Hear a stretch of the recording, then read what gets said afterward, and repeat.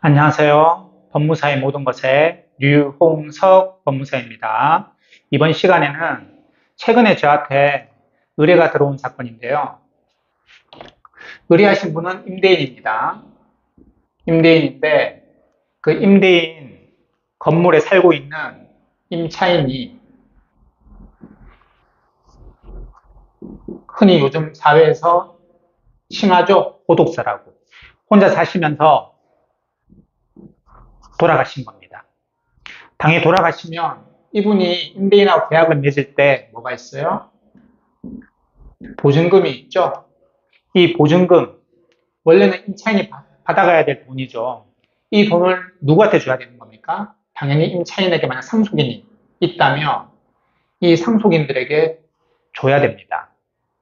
그런데 보통 이렇게 혼자 사시다 구독 사시는 분들은 가족이랑 연락 안 되는 부분도 상당히 많고, 그리고 연락을 하더라도 전부 다 연락하고 지내는 게 아니라 한 명 정도랑 한 명 정도만 연락 지내는 경우도 상당히 많아요. 저한테 의뢰한 이 경우에도 마찬가지였습니다. 상속인들이 꽤 있어요. 꽤 있는데 실질적으로는, 형식적으로는. 근데 한 명이 보증금 나에게 달라. 그러면 그러네요. 뭐 이분한테 자식이 몇 명 있는지 모르겠지만 당신이 뭐 상속인이나 하니까 돈 줄게요. 이러면 됩니까? 나중에 이분들이 찾아와서 달라고 그러면 어떡합니까? 똑같이 나눠 가져야죠, 원래는. 상속인들이. 그래서 임대인은 원칙적으로는 가족관계 등록부 같은 거를 다 가져와라. 그러면 상속인들이 다 파악이 된다. 보면 가족관계 등록부를 보니까 아들이 뭐 ABC 3명 있네. 그러면 3명한테 3분의 1씩 주던지, 아니면 협의를 해서 A가 다 받아갈 수 있게 하든지, 이런 방법을 택해야지. 그것도 아닌 상태에서 그냥 제가 상속인입니다 하고 돈 달라고 한다 해서 이 보증금 내주면 안 됩니다. 그러면 근데 그런 가족관계 등록부 이런 것들을 다 안 줄 경우 어떻게 해야 됩니까? 저한테 의뢰하신 분들은 당연히 안 줬기 때문에 저한테 찾아오신 거예요. 이거 어떻게 해야 되는 건지. 이럴 때 하는 게 민법 487조 후단 채권자 불합치공탁입니다. 채권자 불합치공탁. 채권자를 분명히 있긴 있는데, 이 사람들이 채권자들이잖아요. 보증금에 대해서. 있긴 있는데 도대체 이 돈을 누구한테 줘야 될지 모르겠다. 그걸 보고 이제 상대적 불합치라고 하는데, 뭐 일단 그런 용어는 일단 생략하고 무슨 개념인지는 누구한테 줘야 될지 모르겠습니다라고 해서 공탁을 걸 수 있어요. 이 공탁이 무슨 공탁이냐면 변제 공탁입니다. 이 변제 공탁을 거는 거예요. 변제 공탁을 걸면 이제는 이 보증금을 이 상속인한테 주는 의무는 없어진 거예요. 그러면 그 돈을 공탁을 걸면 그 공탁소에서 보관하고 있다가 이분들이 내가 진정한 상속권자입니다라는 걸 지정해서 찾아가면 돼요. 그러면 됩니다.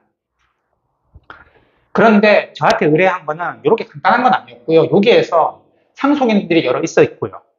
그리고 플러스, 그리고 이분이 좀 빚이 많았어요. 그래서 가압류권자가 한 10명 정도가 있었어요. 그러니까 임대인한테 막 날라온 거예요. 가압류 통지서가. 어떻게 해요? 이 보증금 주지 마라, 이 사람에게. 내가 이 사람한테 돈 받을 거 있으니까. 가압류를 건 거예요. 근데 돌아가셨어요. 그럼 이 가압류권자,